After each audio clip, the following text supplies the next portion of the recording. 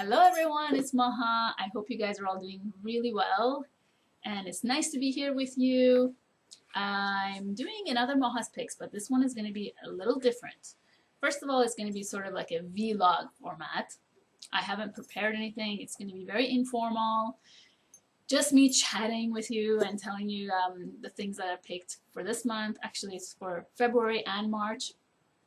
And it's going to be my last Maha's Picks series. I'm taking a little break because I have so many ideas for different decks and sorry, not different decks, different videos, and I just find that Maha's Picks takes a lot of time for me.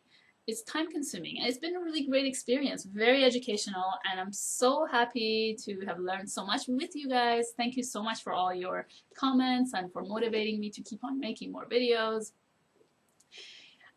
When I first started in March last year, I committed myself to a full 12 months of doing Maha's Picks, 12 consecutive months. So now I'm taking a little break and I want to focus on just doing different videos, the ideas that I have. I still will be doing Oracle decks and Tarot deck reviews. I still will be doing essential oil videos, maybe going more in depth with like how I use them in my life, sharing blends, for example, and things like that. And then I will still be doing crystal videos as well. So don't worry, that's all happening. It's just going to be a little change. So this month I've chosen to talk about frankincense essential oil and amethyst at the end of my video, and I'm going to be talking about the Alana Fairchild Rumi Oracle. And it will be not really a formal review, but I still want to give you guys a fairly good idea of what you're getting with this deck. I want to be honest with my very objective opinions about this deck. Try to be as honest as possible. I do really love the deck, otherwise I wouldn't choose to share it with you. But I want to touch on all its points, on its different kinds of points. And I'll just quickly talk about the frankincense oil before going to the Oracle deck. I do want to talk to you about the amethyst a little bit at the end of my video and just show you my collection, because I have a huge amethyst collection. It's one of my favorite crystals. Okay, so the frankincense oil. First of all, frankincense is my choice of this month because I find this is one of the best essential oils for meditation. Why? It's very calming, and in fact frankincense is one of the oils that calms and slows down the breath, and it deepens. It has an ability to deepen the breath. The ancients have used it since who knows when, since ancient times it's been used. We've used it for meditation, both the resin form and the essential oil. The essential oil of frankincense it's been used a lot by the Egyptians to preserve their mummies. They used frankincense and myrrh to preserve their mummies. So going back to the respiratory, the fact that it slows down your breathing, it's used in aromatherapy for respiratory problems. It's used for treating asthma. And in fact, if you are using it, if you are having asthma and you want to have an oil to help you with that, if you're using it, it's not recommended that you use frankincense in steam inhalation, because that can have adverse effects on the asthma. The best way to use it is in a blend in massage oils. And going back to the Egyptians using it for preserving flesh, frankincense is really great for skin. It's used a lot in skincare, especially for mature skin. It's one of the most cell regenerative essential oils out there. So that's all I'm going to say about frankincense. And now I want to talk about the Rumi Oracle, which I'm really excited about. I've been closely working with this deck pretty much end of January, February, and I will be using it still in March. Sorry guys, I had to cut one and restart because sometimes my computer just shuts off. Anyway, I don't want to do any editing with this, like I said, so I'm just going to pick off where I left off. The Rumi Oracle is a beautiful, beautiful, beautiful oracle deck. by Alana Fairchild, Blue Angel Publishing. Beautiful box, my favorite colors, which are gold, combination of gold and purple. I love. So elegant.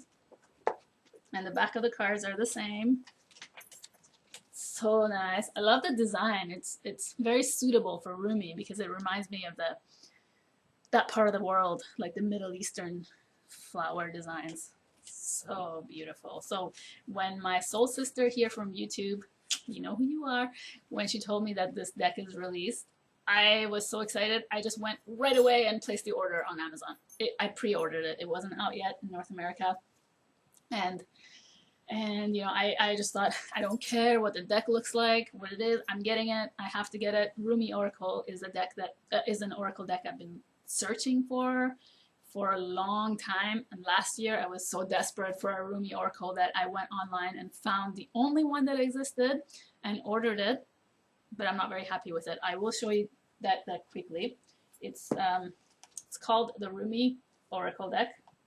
I don't have the box for it. It was a very cheap box it came in. If you guys have this, it's by Journey Editions. Rumi Card and Book Pack, Meditation, Inspiration, Self-Discovery, created by Eric Hanut. I just will, that's okay. I will quickly show you guys this deck in case you're interested, but I don't recommend this deck. I don't recommend it because, first of all, I don't like the cards. They're kind of cheap quality, and the images are really, it just looks like someone quickly mass-produced them, and the translations are not, I don't know, they're very weird. But one good thing about this deck is the book it comes with. The book is excellent. And I'm going to talk about the book in the Rumi Oracle by Alana Fairchild in a minute.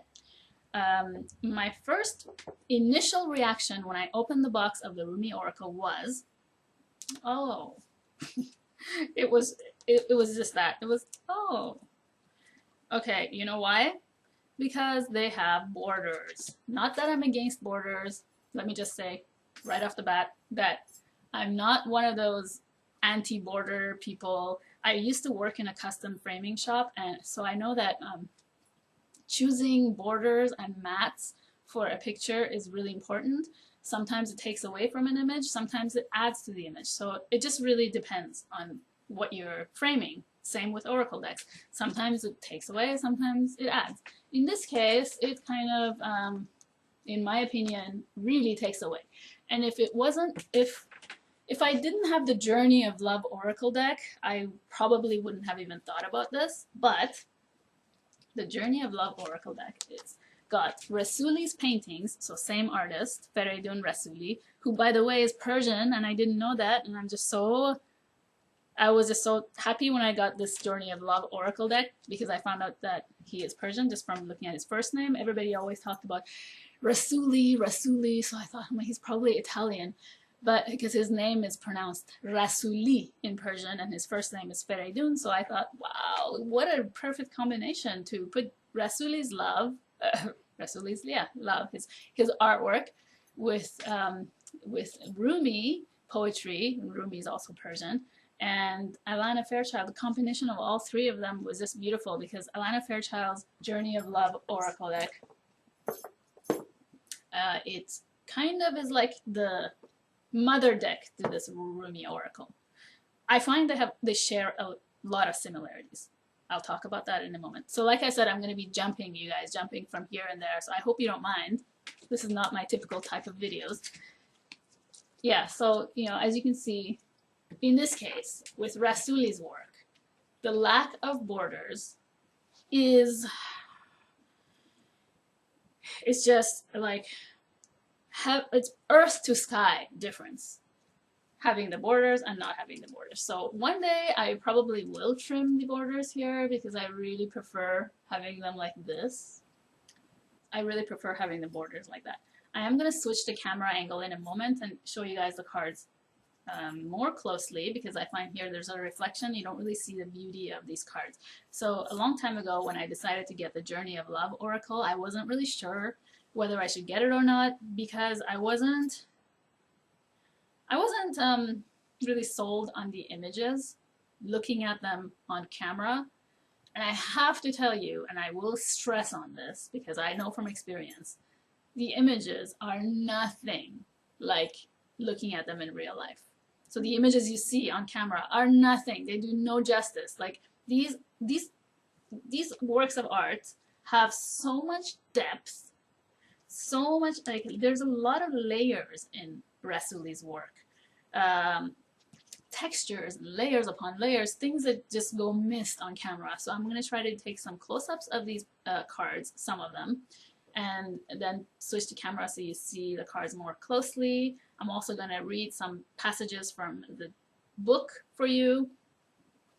So let's just put the cards aside for a moment. I'm going to talk about the book quickly.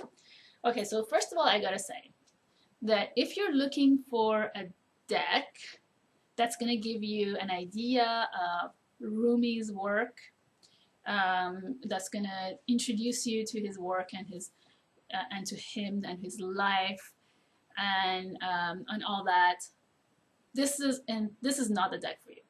This is not going to teach you about Rumi. If you're a beginner to his work, it's not going to give you anything. In the book, she doesn't give you any information about where he was born, where he's from, how he came to be the oracle of Persia, and how and why. Because I think, to me, being Persian and having been grown up around the influence of and the poetry of Rumi in my culture and from my family, I think it's really important to know his history, his story, just about him. I think that's, to me personally, that's important. And that's what was lacking in the Alana Fairchild's Rumi Oracle Guidebook.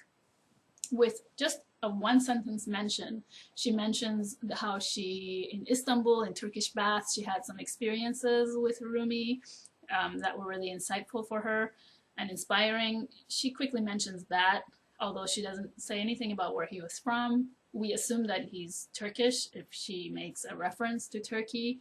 In fact, he was born in the part of the world which today is Turkey, but that was a part of Persia. And he is a Persian poet, and his original texts are written in Persian. And so that's why I think it's so perfect that Feridun Rasuli, who is Persian, has translated the texts. Because I feel that to really be able to translate the meaning behind poetry, you do have to be from the culture or know the culture really well if you're not from the culture, because poetry is not just words, as we all know. It comes from the heart, and it's connected to the soul of the culture as well. So being able to blend the language of a culture through poetry into another language and transform it, for example, to English, to be able to access English speakers who are coming from a culture that's very different from the other part of the world. I think that's an art, and not only an art, but having access to the culture itself really, really helps. So I'm not saying that only Persian people can translate Rumi, for sure not. One of the best, and I highly recommend reading his work, one of the best translators of Rumi poetry into English is Coleman Barks. So if you guys are interested in learning about Rumi, like really, really deeply understanding Rumi, Coleman Barks is amazing. All his books I highly recommend. You can check those out. So just my conclusion is that Alana Fairchild's guidebook here, although it's beautifully written, it's not going to give you any idea about Rumi's work, Rumi's past, Rumi's story, Rumi's life, none of that. It just includes, which we'll look at closely, sections of his poetry, short sections. Some of his poems can be pages and pages long.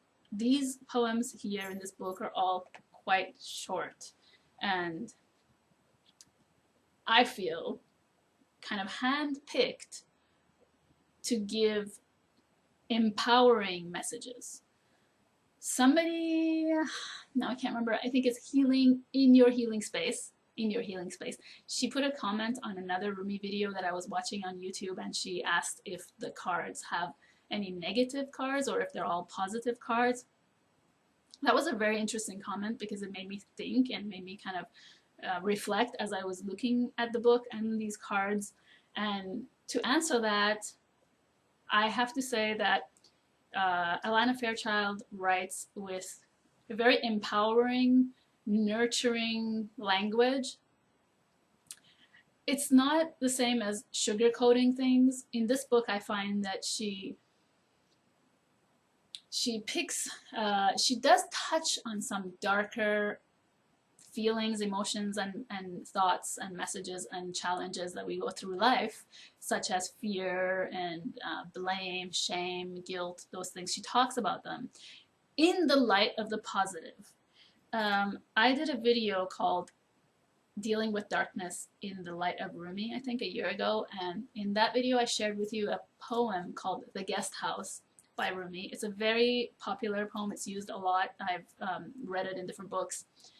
That's a very good example of how Rumi talks about both our negative and positive emotions and feelings in an all-encompassing, accepting way.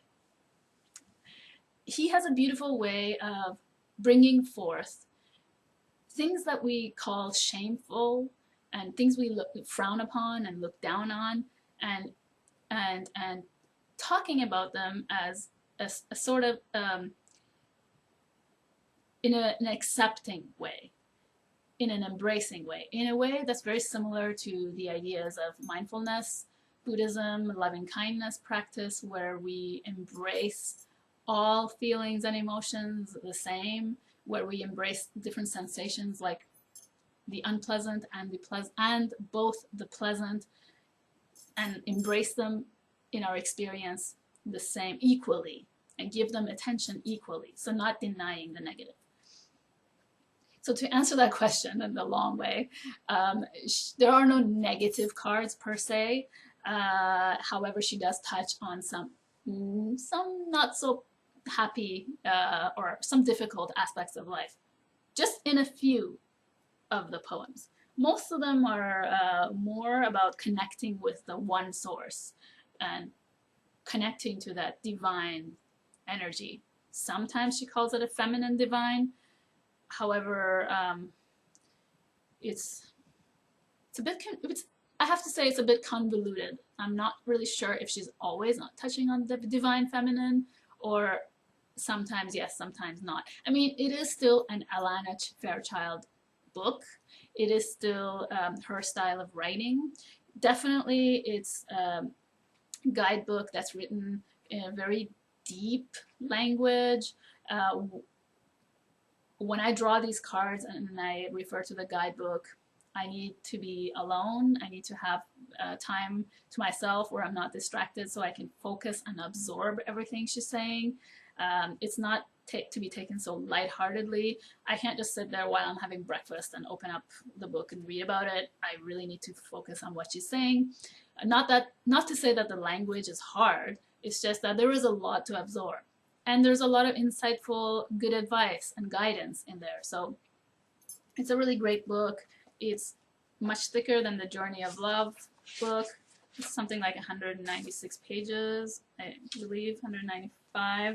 And then the Journey of Love was, in case you guys want to know, comparing the two, 155. So a little bit bigger. Do I use these cards for others? No, I use these cards only for myself. I don't use these cards to read for others. Not that you can't. I would think that you can draw maybe like a last card after you do another reading for your clients. If you're doing it for that purpose, you can draw a card and give some inspiration with the reading. But on their own, I would say, I mean, unless you are someone who just loves to read purely from images, I would say that the images are to be contemplated on. The fact that they have very powerful, potent, strong colors definitely engages your intuition and your imagination. So it allows you to access the subconscious mind and get messages. Uh, and at the same time, I personally think that it's really great for journeying within, for using it for yourself, as opposed to divining for others. That's just what I experience right now, and you know, things can change. I'm still working with this deck. I'm still getting to know it, and this is just what I think right now. All right, so I want to go and show you guys the cards just a little bit. You know, I didn't want this to be a review, although it's kind of turning out to be like a review. This is what always happens. And then I want to show you the book quickly and read you a little bit about her style of writing, and then I'll show you some of my amethyst crystal collection. So I'm going to show you the cards. There are 44 cards in this deck, and this lighting I've provided is the best I can do. I am going to, like I said, take a few close-ups for you just so you can appreciate how beautiful these images look in real life. I'll try to do those ones as best to my capabilities. So the first card I'm going to show you, and I'm not going to show you all the cards, I'm going to show you just the ones that called to me and the ones that were just too irresistible. All the cards are so gorgeous that really there's no need for me to show you all of them. But I just can't help it. I have to show you the ones I really love. This one, called Sacred Soul Sister, is a really special one to me. It was the first card I drew when I first started working with this deck, and it kept coming up for me for a while, over and over. And as I mentioned, it was my Sacred Soul Sister who introduced me to this deck, this beautiful deck, to begin with. So I feel a strong connection to this card, and I really love what it says in the book.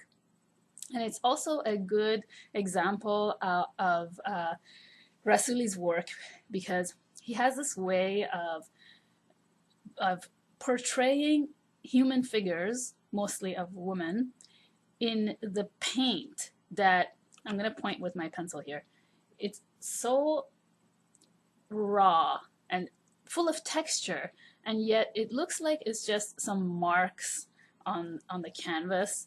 And then when you look closely, you see the faces, the bodies, and if you look closely, you see even more bodies in the background, kind of coming through out of the organic shapes that might seem like they're just marks on canvas, but they turn into figures, and then we look and discover more and more figures, layers upon layers of figures and shapes keep coming out at us.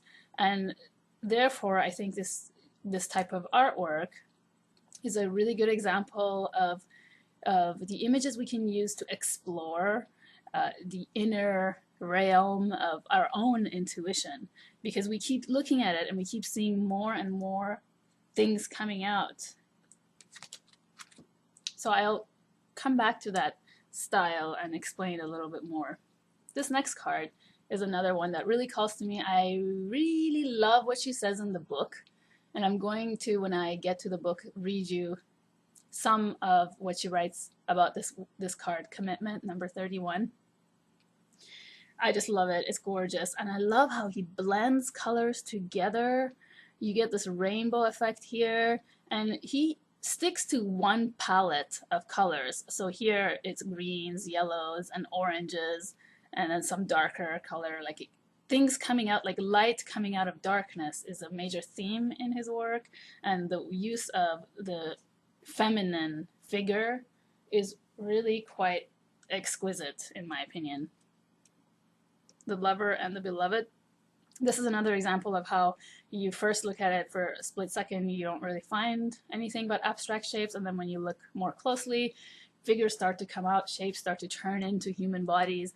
Here I see a woman, sort of like a bride with her dress, and then that shadow in the background looks like a man holding her arm, and they're embracing and caught in the midst of a kiss. And then there's all these other things going on, and if you look closely, you see figures all around, like just getting together, talking, things happening, and I really resonate with that, because in my own work, I was creating a series for some period of time where I just had figures, like anonymous um, unisex type bodies merging into another and coming out, and that's what I feel like I really resonate with in this type of artwork. Here's another one, so figures and shadows, as you can see here, blocked, and then the brushstroke, which is this like vertical line going down. All of these little lines look like they have heads on top of them, so you almost see like hundreds of figures emerging from nothingness. So that whole idea of something emerging from nothing, and how one simple brushstroke is not just a brushstroke, but it turns into a human body almost, and that's amazing. And then you have all these lines of figures just going into space. Like, there is a void, but it's not a void. There's an emptiness, but it's full of something. It just speaks so much to me, and there's so much going on in these type of images. So not all cards are like this. Those are just a few examples of that type of imagery. And then he has images like this one and a few other ones I'll show you, where the feminine figure, sort of like the goddess, the abundant goddess type of figure, is really the central theme of the card. And she is, with her gestures, she looks like she's bestowing upon the earth, of the beings on the earth. So sort of like the mother nature, abundant mother nature, like this one too. She's spreading the flowers and holding her body as if she's holding the flowers, and then spreading them down. And then again, there's all these things going on in the background. This one is so beautiful, where she's just stretched out like a dancer looking out into the galaxy. And I love the details that you can find here. There's like some spheres. Her dress is full of little shapes that turn into things, like they turn into sky and flowers, the moon. It's like the whole world in one. It speaks about the all in one. This one is called Layla.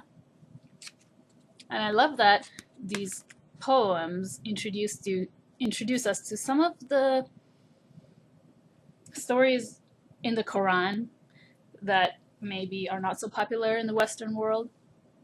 The lion and the deer, again, that like very bright colors, very strong colors. If I bring it too close, it's going to get blurry, but I really want to take close-up shots of some of these. And the previous one, look at that. When I watched videos of the, like I was saying, of the journey of love, I really didn't know how beautiful this artwork was. And that's why I want to focus on these cards a lot in this video. And in the background, you got all these little shapes going on. So, you know, things are not just what they seem here. Colors blend into each other. Blue goes into orange so beautifully. The transition of colors is really great.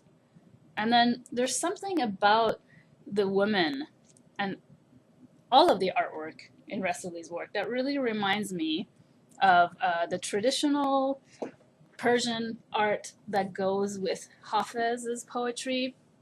I showed you in one of my videos, and I will do another upcoming video about Hafez's poetry, Hafez Oracle, and how the illustrations there are always portraying women in a sort of dreamy, beautiful, divine likeness, not in a sexual way at all, more like the mother goddess or the divine feminine. And especially this one really reminds me of the classical Persian artwork. I can see the Persian influence for sure in it, and perhaps that's why I connect with it so much. This one is really poetic. And then again, those figures in the background, if you look closely, you see more and more happening, and then she's just emerging from nothing. And this one is, the next one is a perfect example.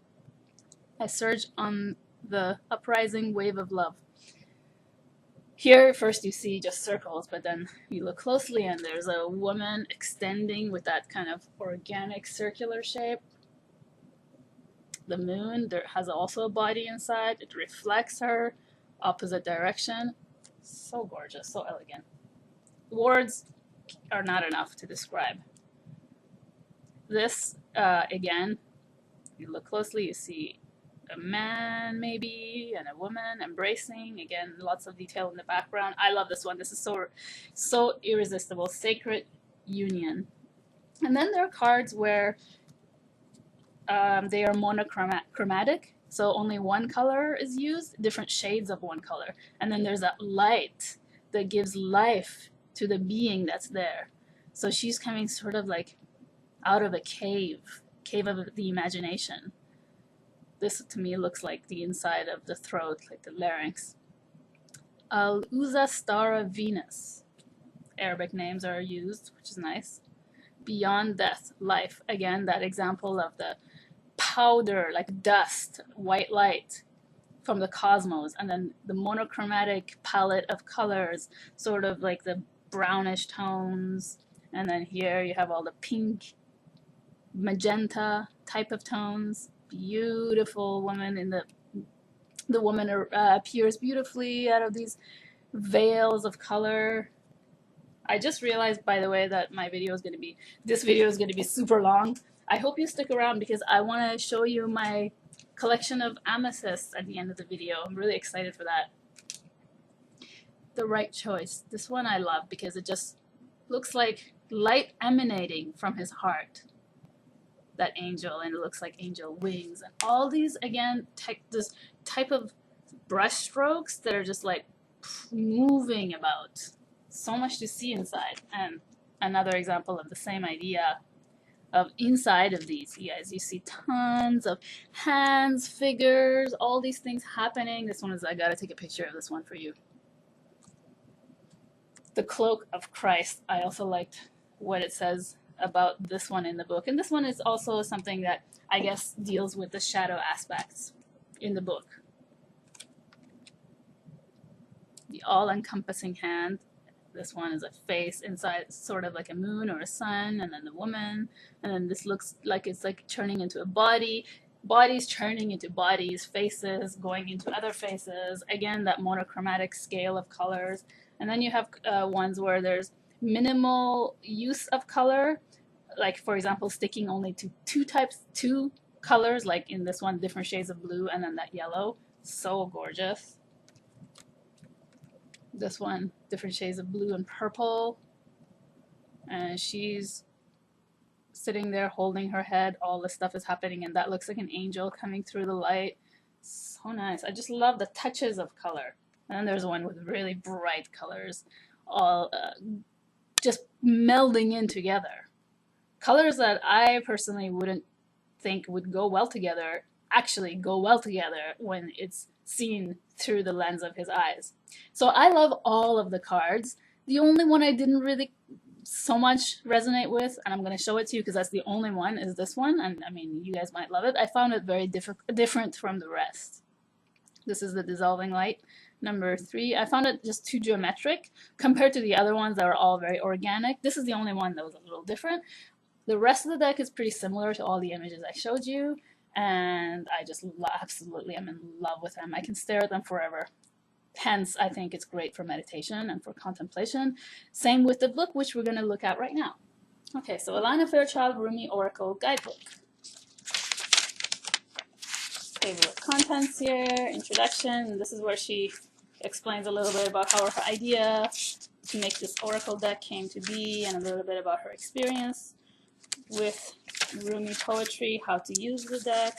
One tarot spread layout, the inner dervish, and then the card messages, and all the cards are listed in the 195 pages of the book with a little picture.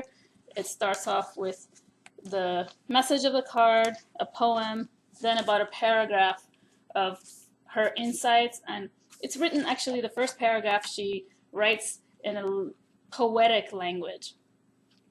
I'm going to turn into the card number 31 because that's the card that I wanted to read for you. So this is a card that's been coming up for me quite a lot.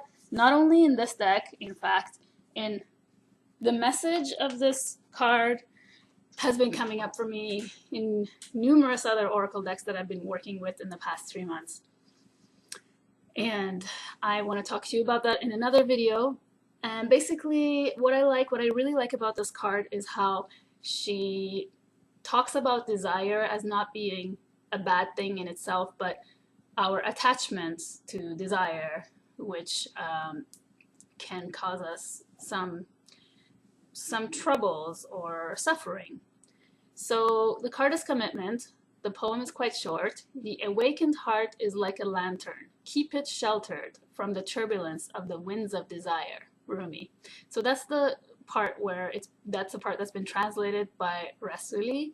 And then she has one paragraph, sometimes shorter, sometimes longer, about explaining that further in her own words. And like I said, it's kind of written like a poem.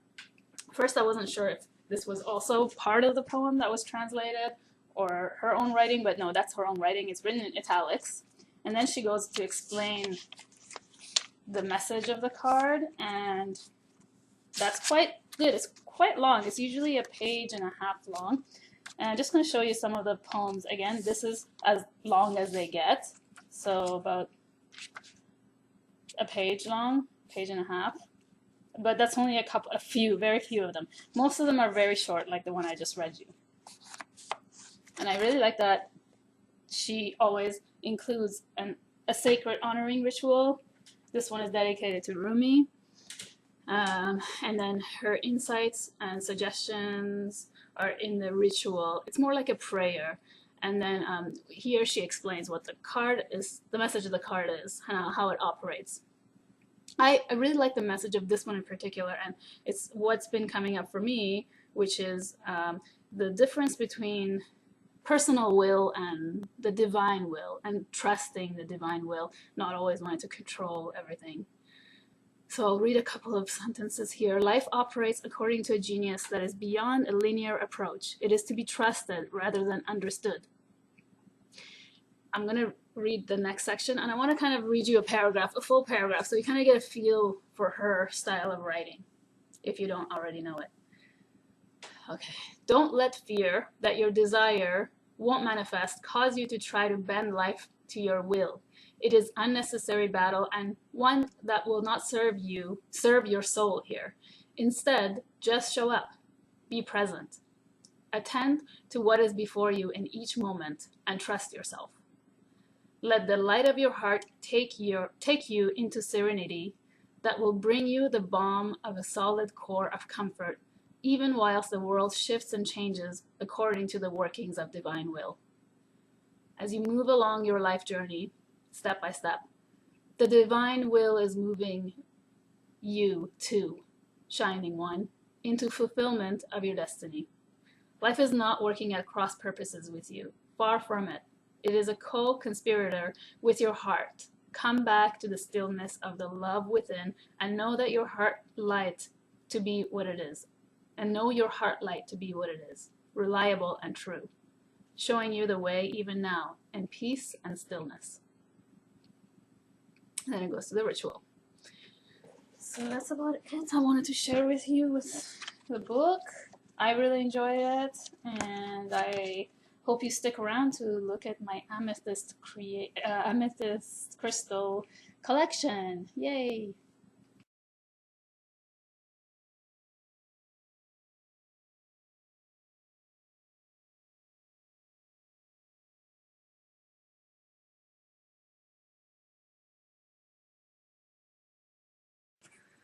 So I've got a lot of amethyst here, you guys.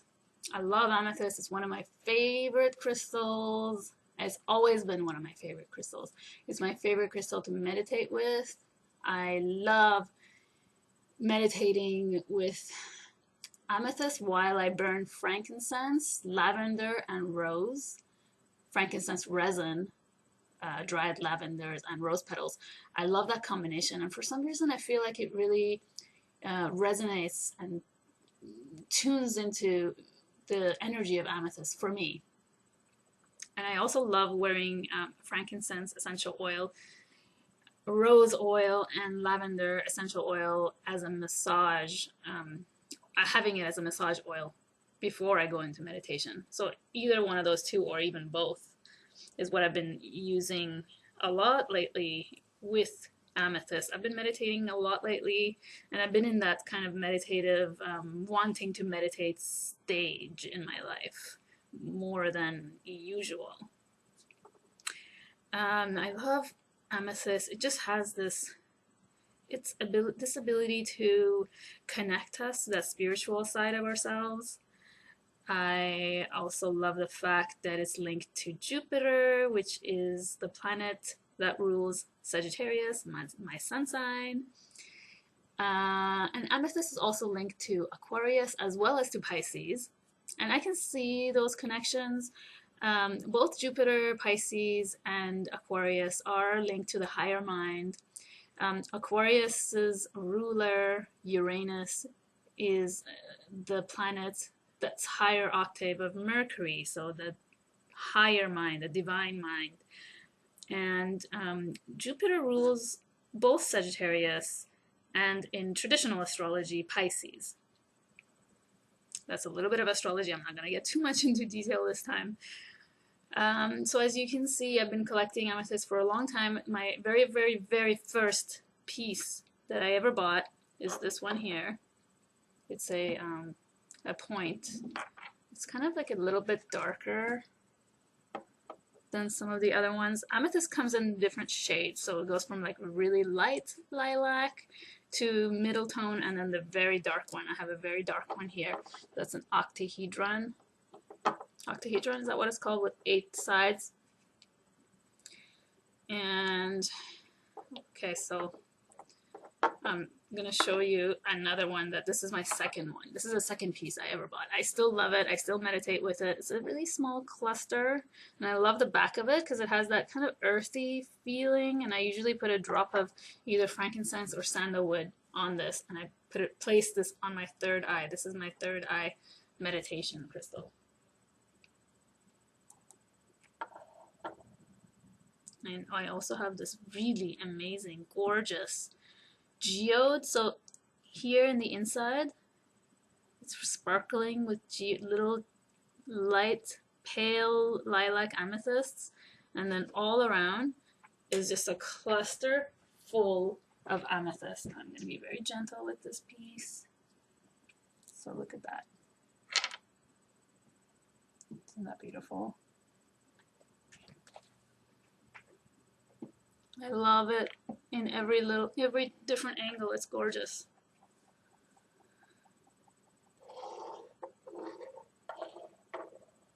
And then I've got some points. This one is the darkest one I have. This one is a light one that I made myself.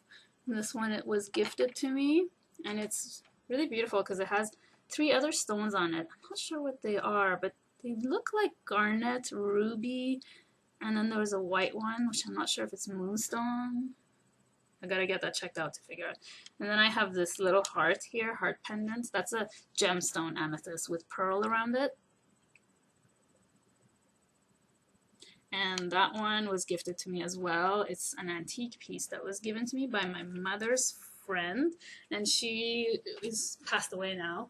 She was much older also when she passed away. She was about 90 something. So that's an antique piece, and it's from Scotland apparently. It's a gold amethyst with pearl. I love this one. It's very sentimental for me.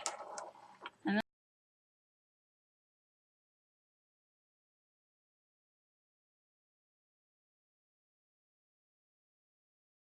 then I've got a whole bunch of points, and I love amethyst points for meditation.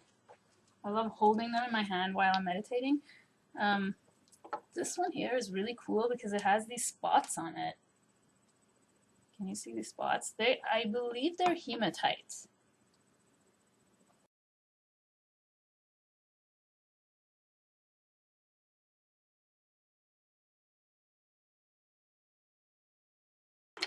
And I have this one, which is just a cluster, but I love it. I love meditating with this one as well. I have this funny one. I love this one.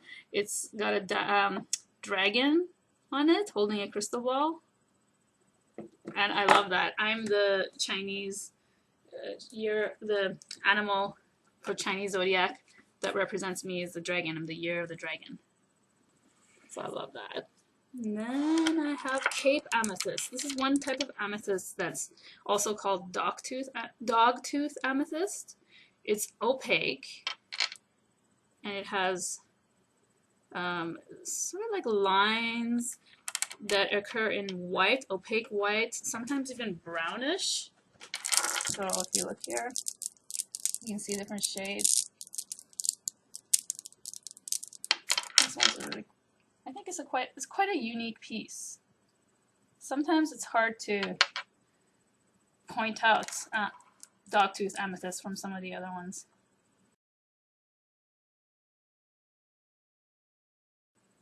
And then finally, I've got this just recently. It was gifted to me for my birthday, and it's a really nice piece. It's a tea light candle holder, which I've always wanted, and finally I got one. It's so amazing. Lighting it makes my whole bedroom get this peaceful quality. I just can stare at it forever and ever and ever and ever. And then lastly, I forgot to show you my armband with 2 amethysts on it. Amethyst is a crystal of prophecy. So with the snakes, I think it's pretty appropriate because snakes represent wisdom, and so does amethyst.